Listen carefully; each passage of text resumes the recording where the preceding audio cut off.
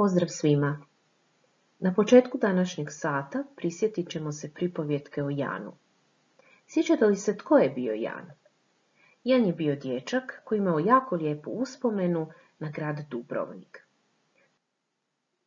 Na fotografijama koje je Jan pokazivao Ivani našli su se mnogi kulturno-povijesni spomenici grada Dubrovnika. Ali prvo se prisjetimo u koju školu ide Jan. Jan ide u osnovnu školu Marina Držića u Zagrebu. Kako je Jan putovao do Dubrovnika? Putovao je zrakoplovom. Ukrcao se u zračnoj luci Zagreb, a sletio je u zračnoj luci u Dubrovniku. Sada uzmite komad papira i pokušajte zapisati ime Janove škole i imena ovih zračnih luka. Pišite pisanim slovima.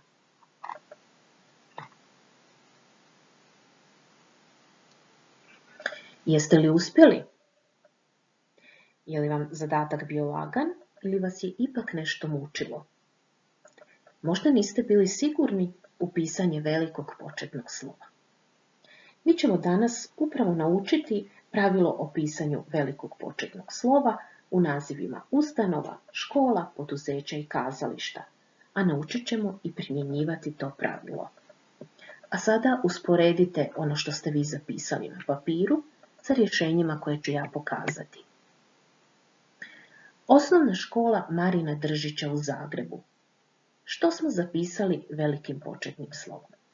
Velikim početnim slovom smo zapisali prvu riječ u nazivu škole, kao i vlastita imena. Zračna luka Dubrovnik.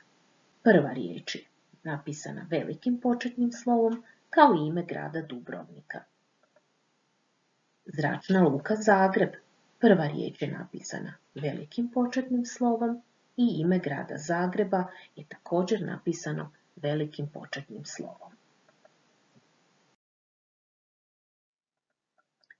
Na fotografijama možete vidjeti kazalište Marina Držića u Dubrovniku, kao i još dva kulturno-povijesna spomenika koje je Jan posjetio. Na slici gore je Knežev dvor. Ispod Kneževa dvora na slici je palača Sponza. I već smo spomenuli kazalište Marina Držića u Dubrovniku. Kako su napisana imena ovih kulturno-povijesnih spomenika i kazališta? Prvu riječ napišemo velikim početnim slovom, a od ostalih ono koje je vlastito ime. U imenu kulturno-povijesnog spomenika palače Sponza obje riječi smo napisali velikim početnim slovom. Prvu riječ i riječ Sponza, budući da je Sponza vlastito ime. Ponovimo. U imenima ustanova, poduzeća, škola i kazališta velikim početnim slovom piše se prva riječ, a od ostalih riječi samo ona riječ koja je vlastito ime.